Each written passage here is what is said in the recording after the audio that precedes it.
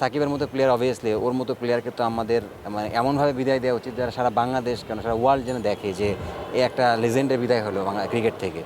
তো অনেকদিন পরে মিরপুরে খেলা হলে অফকোর্স দর্শক হবে এবং এটা যদি সাকিবের বিদায় হয় আমার মনে হয় যে এখানে মানুষ আসবে, সবাই উপভোগ করবে এই জিনিসটাকে। ভাই নতুন বোর্ড, নতুন ভাবনা, নতুন এক্সপেকটেশন সব কিছুই আছে। একটা জায়গা আসলে একটা প্যাচ লেগে আছে, এটা হচ্ছে সাকিব আল হাসান। সে চাচ্ছে যে তাকে যদি সেভাবে নিরাপত্তা দেওয়া হয় তাহলে ক্যারিয়ারের লাস্ট টেস্টটা হোম অফ ক্রিকেটে খেলে সে গুড বাই বলবে টেস্ট ক্রিকেটকে। এটা আসলে অ্যাজ এ ক্রিকেটার আর কলিগ অফ সাকিব আপনার এক্সপেকটেশন আসলে কতটা?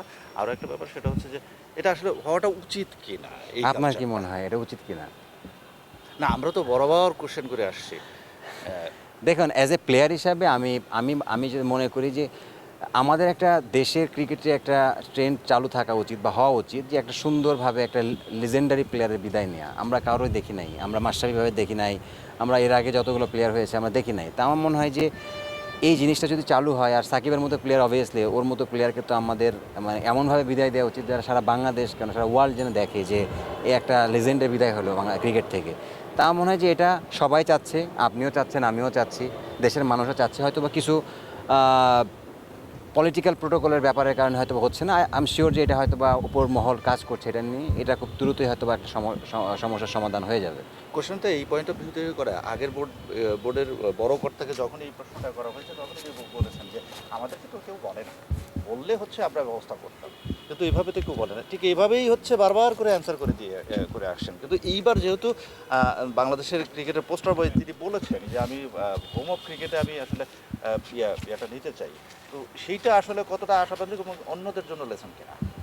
না, অফকোর্স, কারণ আপনি রিটায়ার্ড নেবেন, আপনি যদি নিজে ওই সৎসাহস না দেখাতে পারেন, নিজে কনফিডেন্স না নিতে পারেন, তাহলে তো ভাই আর এত বছর ক্রিকেট খেলার অ্যাচিভমেন্ট কী হলো? কারণ আর সাকিব যেটা তার নিজের সৎ সাহসে দেখিয়ে দিয়েছে, বলে দিয়েছে, এবং এখানে সাহসের কিছু না, এটা জিনিস হচ্ছে এটা প্রফেশনাল। ও নিজে বুঝছে যে এখন আমি ওর প্রেস কনফারেন্স ওই দিন দেখেছি, ও বলছে যে আমার জায়গায় একটা নতুন প্লেয়ারকে সুযোগ দিলে মানে আরও বেটার হবে এটার জন্য।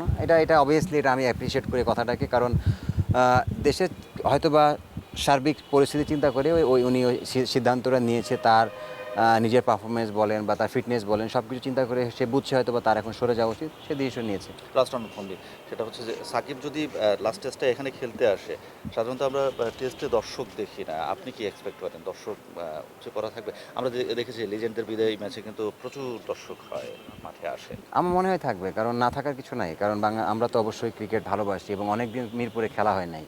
সো অনেক দিন পরে মিরপুরে খেলা হলে অফকোর্স দর্শক হবে এবং এটা যদি সাকিবের বিদায় হয় আমার মনে হয় যে এখানে মানুষ আসবে, সবাই উপভোগ করবে এই জিনিসটাকে। আসলে দেখেন, আমার আক্ষেপ আফসোস তো না, জিনিসটা হচ্ছে বাংলাদেশ ক্রিকেটের আক্ষেপ বড় ছিল, কারণ বাংলাদেশ ক্রিকেট আমি সবসময় কথাটা বলেছি যে অনেক কিছু আমরা আরও ভালো উপরে যাইতে পারতাম, ওটা যাইতে পারি নাই, অনেক সিস্টেমের প্রবলেম ছিল, অনেক কিছুর প্রবলেম ছিল। যে জিনিসটা আমরা এবারে আশা করছি যে যেভাবে প্রসেস দেখছি, ফারুক ভাইয়ের বোর্ডের যে প্ল্যানিং দেখছি এবং সব কিছু উনি ক্লিয়ারভাবে বলে দিচ্ছে মিডিয়াতে কি কি করতে চাচ্ছি বা কি কি করেছে, এটা আমার কাছে মনে হয় স্বচ্ছতা খুব ভালো আছে এবং এই জিনিসটা ভালো, এবং এরকম করতে থাকলে আমার মনে হয় যে আমি শিওর যে আমরা খুব ভালোভাবে একটা ক্রিকেটিং নেশন আছি, বাট আমার মনে হয় যে আমাদের ইনফ্রাস্ট্রাকচার বলেন সব কিছু আরও সুন্দরভাবে আমরা করতে পারবো। ইন্ডিয়ার সাথে সিরিজ শুরু হচ্ছে আজকেই, সাদা বলের সিরিজ। এই সাদা বলের ইন্ডিয়ান টিমের সাথে বাংলাদেশের সিরিজটা আসলে কতটা চ্যালেঞ্জিং বা কেমন হতে পারে আপনার মত অনুযায়ী? ইন্ডিয়ার মাটিতে আমি সবসময় বলি, ইন্ডিয়ার মাটিতে আমরা টেস্ট সিরিজ আমাদের জন্য সবসময় চ্যালেঞ্জিং, অবশ্যই চ্যালেঞ্জিং, কারণ ওরা নাম্বার ওয়ান টিম। আর টি-20 যদি দেখেন যে আমরা ইন্ডিয়ার মাটিতে ইন্ডিয়াকে টি-20 কিন্তু এর আগে হারিয়েছি। সো ওই দিক থেকে ইন্ডিয়ার পুরো টিমটাই কিন্তু যে মানে বিরাট কোহলি, রোহিত শর্মার মতো প্লেয়ার কিন্তু নাই। তা আমি মনে করি যে এটা আমাদের দিক থেকে একটা প্লাস পয়েন্ট যে ওখানে কিছু নতুন প্লেয়ার অনেক বেশি, আমাদেরও নতুন প্লেয়ার বেশি, বাট আমরা যদি ভালো মানে প্রপার টিম ওয়াইজ খেলতে পারি আমাদের জেতার সম্ভাবনা আছে, হারানোর কিছু নাই। তারপরে আমি বলছি যে ওরা অনেক স্ট্রং টিম, বাট আমরা হারানো আমাদের সে অ্যাবিলিটি আছে।